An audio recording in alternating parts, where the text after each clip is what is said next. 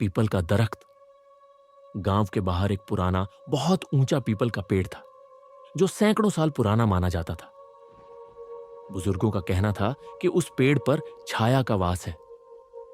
गांव वाले कहते थे, शाम ढलने के बाद उस रास्ते से मत गुजरना, वरना वो पेड़ तुम्हें अपनी जड़ में खींच लेगा। लेकिन अनिरुद्ध को इन बातों पर यकीन नहीं था। वो शहर से लौटा था और सबको डरपोक कहकर हंसता था। एक रात बारिश हो रही थी, बिजली कड़क रही थी। अनिरुद्ध ने शराब के नशे में पीपल के पेड़ के पास जाने की जिद पकड़ ली। उसने दोस्तों से कहा, आज मैं देखता हूं उस भूत का तमाशा। वो अकेला ही निकल पड़ा, हाथ में टॉर्च और जेब में शराब की बोतल। जब वो उस पीपल के पेड़ तक पहुंचा, चारों ओर सन्नाटा था। बारिश अब भी रुक रुक कर गिर रही थी। पेड़ की डालियां हवा में झूल रही थीं, जैसे किसी का इशारा हो। अनिरुद्ध ने हंसते हुए बोतल निकाली और उसी पेड़ के नीचे बैठ गया। उसने जैसे ही शराब का घूंट लिया, एक ठंडी हवा का झोंका उसके कानों से टकराया।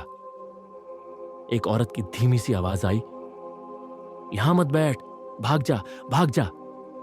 अनिरुद्ध ने इधर उधर देखा, कोई नहीं था। वो चिल्लाया, कौन है बे? सामने है, देखता हूं कितना बड़ा भूत है। अचानक उसकी टॉर्च बंद हो गई।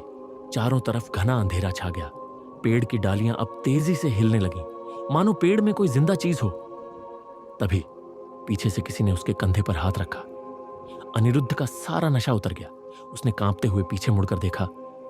एक औरत खड़ी थी, सफेद कपड़े में, भीगे बाल, चेहरा काला और आंखों से खून बहता हुआ। वो धीरे धीरे बोली, तुमने मुझसे वादा किया था, मुझे छोड़ नहीं जाओगे।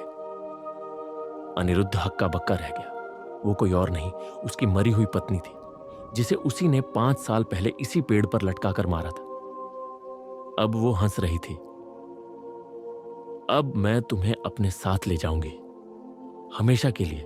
पेड़ की जड़ें अचानक जमीन से बाहर निकलकर उसकी टांगों को जकड़ने लगी। अनिरुद्ध चीख रहा था, माफ कर दो, छोड़ दो मुझे। लेकिन उसकी आवाज अब किसी को सुनाई नहीं दे रही थी। पेड़ की जड़ें उसे अंदर जमीन में खींच रही थी। उसकी आंखें फटी की फटी रह गई। चेहरा मिट्टी में धंस गया और कुछ ही पल में वो गायब।